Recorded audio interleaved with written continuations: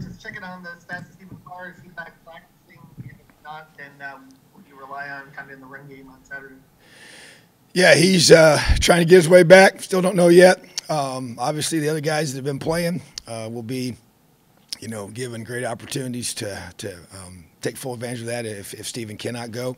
And then obviously even some of the younger guys, David Holloman's been getting lots of reps this week, and Charlie Spiegel as well getting more reps. Those guys have been in the mix more so here, just trying to see who we have to be able to, get in those opportunities and make plays for us.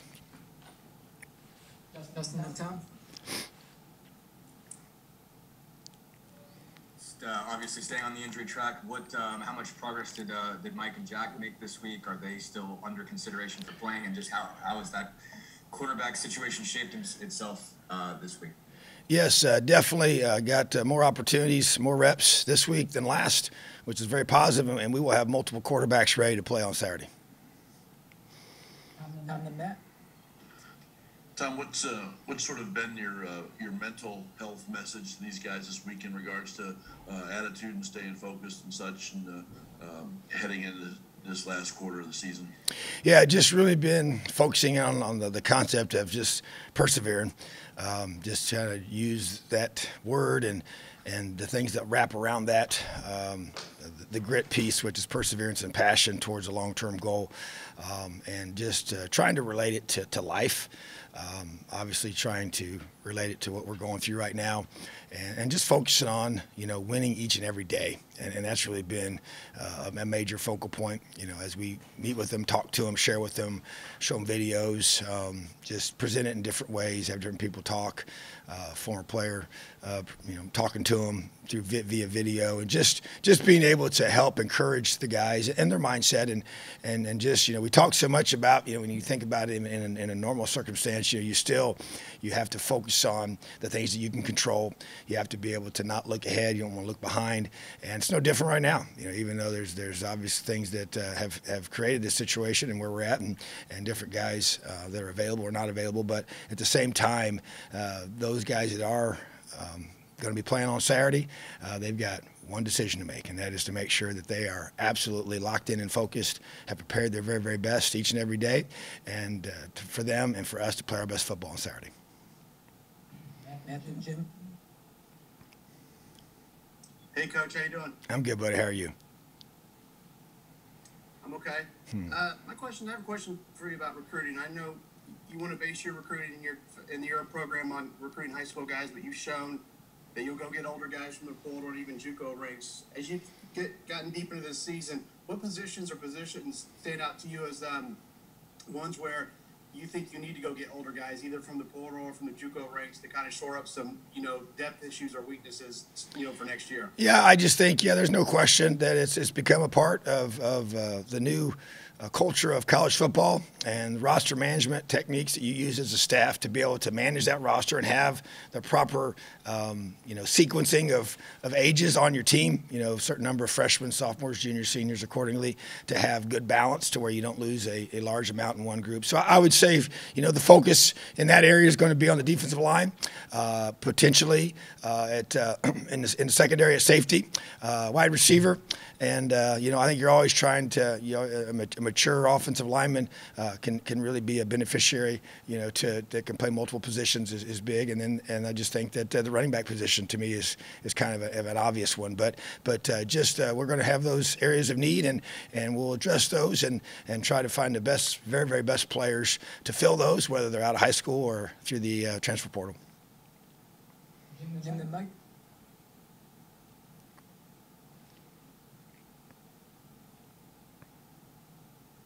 Did I unmute it or not? You're now online. Okay, good. Coach, if I've missed this along the way, I apologize. But Charlie, the walk-on, we've not seen him, and we've seen some other walk-ons. Is there a reason he hasn't played, especially with the 4-game rule? Hearing how, with the need at running back and the talk that we've heard about him, why haven't we seen him or What's the go on him? Yeah, so he has gotten more reps this week than he has this whole season with our ones and twos. So I do believe there's a good chance to see him on Saturday. So bottom line is you got to prepare, and when your number is called and opportunity presents itself, then you have to step up. But he has had some injuries along the way here that's kind of kept him out. Maybe some times where we thought we might be able to get him in, but has worked through those. And so I do think that he's continuing to progress. Extremely hard worker, very strong, very tough kid. So we just want to be able to see what he can do. All right, Mike and then Zach.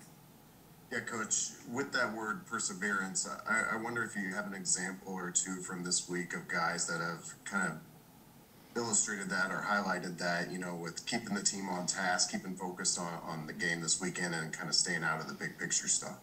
Yeah, I think that some specific things, I feel like we've got some guys that have really stepped up and helped our leadership with our look teams. A guy like Jordan Justovich is led by example, also by verbal encouragement of his teammates to really get our guys ready. And whatever role he's been given, it's been really pretty amazing on his part to be able to do that. I think also our older guys, I see guys like,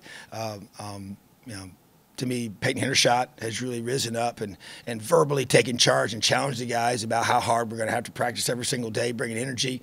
I feel like that's been big for him, and I think it's very, very important that he, on the offensive side of the football, brings that focus and energy and toughness and grit to practice, but just verbally challenging guys. Same with Micah McFadden on defense, and just making sure that our guys are practicing hard, are going to finish and play hard no matter what. And that's the hard part. It's the no matter what part, when there's circumstances that they're obviously there, and when the bowl game is not in the picture now, those are tough things for their guys to be able to sometimes accept. But then you have to have those kind of leaders step up, and it's how they practice every single day. Because I can sit here and talk about it, I can show different things, talk about different things, but how do they embrace that? And I feel like on both sides of the football, our captains have stepped up and been strong with that. I think just even getting some of our guys back to practice that we've talked about has been a huge lift for that area as well. And then just some of these younger guys stepping up. You think about the two, walk-on running backs that, Chris and Davion, that have just already played a lot of snaps due to other circumstances. And just to be able to see guys like that have come here and earned an opportunity. Matter of fact, even this week, Chase Wyatt, his one word is persevere. And he had a chance to share it with the team here, why he picked it. And he came here as a tryout walk-on, not even a preferred walk-on. And came in probably the furthest route to get here. And now plays a critical role for us and does a great job leading and being a part of this team. And so there's just so many different guys that I think have lived that out, and it's being tested to the fullest without question by what we're going through right now. But hey, it's what life's about, is having grit, having toughness, and learn to persevere. All right, Zach, and then we'll close with Dustin. Tom, just to kind of follow up on Charlie Spiegel, he's a local guy, obviously, for the Star. Maybe just more broadly, from last year to this year, I know there were times where maybe he got mentioned a little bit, kind of as a walk-on that had some flashes as a freshman. But how have you seen him grow, I guess, just as he spent more time in the program, obviously more time, strength and conditioning, off-season workouts, things like that, and maybe as he's been a guy that, whether it's on scout team or somewhere else, you can come to count on a little bit more. Just how have you seen him kind of progress?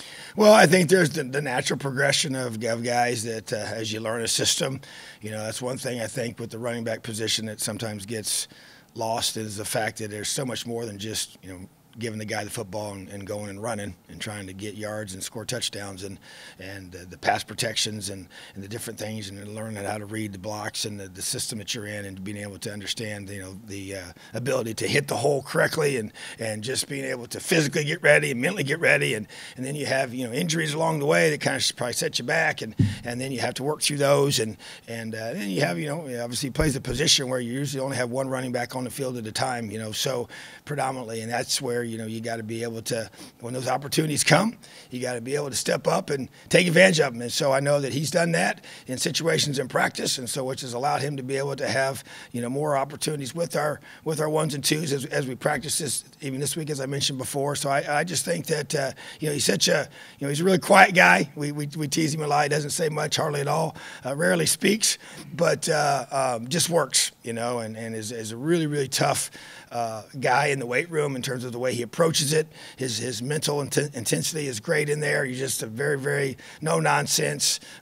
Shows up every day, very consistent in what he does, and yeah, just trying to find his niche and at this level, which is obviously a big jump from high school, but at the same time, I believe as he continues to work and develop, and I just want to, I'd love to be able to, see him out there on Saturday and see what he can do, and just be able to give him those chances and when it counts, because obviously you have very little live reps. Without question, during the season, you don't really have any except on Saturday, and then in the fall camp, you have a few scrimmages, and then in the spring, you have a few scrimmages. So I think just a chance to be able to get him out there, and we'll see how that plays itself out. Don't always know how those things do go, but at the same time, like I said, he's been given more reps this past week than before with the 1s and 2s, and so we'll see when the opportunity comes what he handles with that. All right, Dustin, wrap us up. Tom, I wanted to see if I could get you to be a little bit more specific on the quarterback situation. Is Mike or Jack further along? Do you expect both of them to be available Saturday? What's kind of the difference between the two of them at this point? Yeah, they're both further along. I would say, Jack's probably further along than Michael based on just the progression. But bottom line is that we're going to have multiple guys ready to go on Saturday, and then we'll see how it plays itself out. All right, thanks, Tom. Awesome. Have a great day, Leo.